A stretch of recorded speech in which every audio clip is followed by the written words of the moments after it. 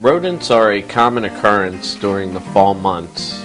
They will frequently seek out homes for the warmth, for the shelter. Mice commonly seek an area that is close to food and water. Rodents could come in multiple locations, and garage doors are a very common area where the concrete footer may have settled or the weather stripping has come away, where your air conditioning lines come into the sides of the house. Once they're in and they establish the territory, then they start depositing droppings.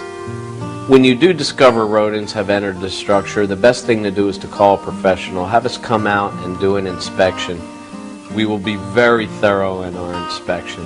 We will start with the areas where you first initially found the problem, and then we'll move to all the areas that we know are conducive to that type of activity. Under the sink, in the silverware drawer, out in the garage, in the unfinished basement. We will go into your crawl space and look for where light is coming in from the outside, and we really take our time and do one of the most thorough inspections in the industry. The first thing we want to do is find out how they're getting in. Rodents multiply very quickly. It is in direct proportion to the amount of harborage and food that is available to them. So if you have a big bag of birdseed in the garage and a whole bunch of boxes in storage, potentially you could build quite a large rodent population in a very short period of time.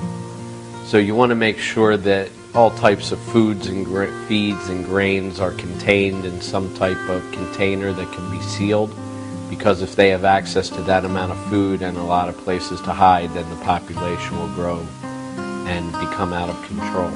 Once we have determined how they've gotten in, then we determine the eradication method.